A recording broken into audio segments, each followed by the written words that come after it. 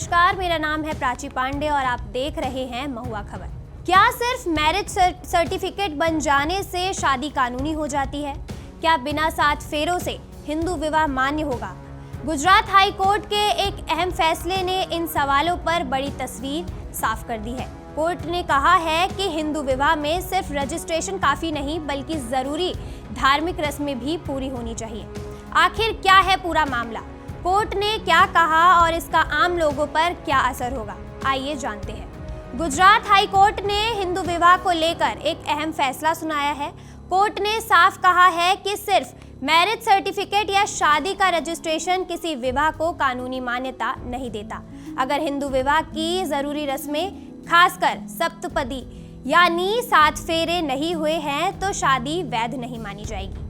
यह फैसला एक ऐसे मामले में आया जिसमें ब्रिटेन में रहने वाले एक व्यक्ति ने दावा किया कि अहमदाबाद की एक महिला ने नौकरी दिलाने के बहाने उससे कुछ दस्तावेजों पर हस्ताक्षर करा लिए और बाद में उन्हीं दस्तावेजों के आधार पर मैरिज सर्टिफिकेट बनवा लिया। जब महिला ने खुद को उसकी पत्नी बताया तब उसे इस कथित शादी की जानकारी मिली। उसने कोर्ट में कहा कि ना तो कोई शादी हुई, ना 7 फेरे हुए और ना ही दोनों कभी पति पत्नी की तरह साथ रहे। हैरानी की बात यह रही कि फैमिली कोर्ट ने सिर्फ मैरिज सर्टिफिकेट के आधार पर मामले को आगे बढ़ाने की बात कही। इसके बाद मामला गुजरात हाई कोर्ट पहुंचा। हाई कोर्ट के जज ने कहा कि मैरिज सर्टिफिकेट सिर्फ रिकॉर्ड होता है, वह अपने आप शादी को वैध नहीं बताता।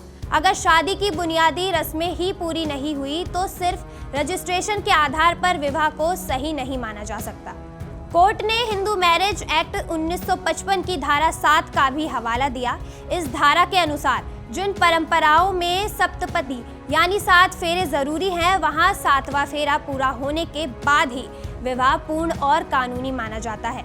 कोर्ट ने यह भी कहा कि शादी सिर्फ एक कानूनी प्रक्रिया नहीं, बल्कि एक पवित्र संस्कार है।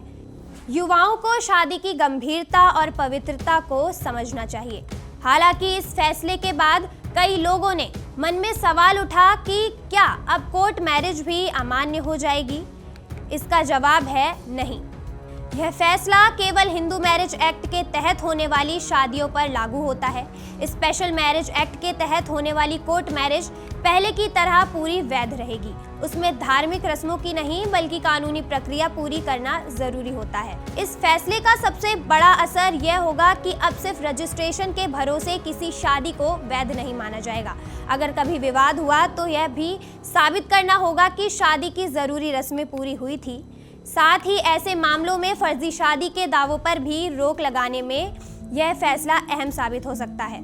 तो गुजरात हाई कोर्ट के इस फैसले ने एक बात साफ कर दी है कि हिंदू विवाह में सिर्फ कागज नहीं, बल्कि कानून के अनुसार जरूरी धार्मिक रस्में भी उतनी ही अहम है।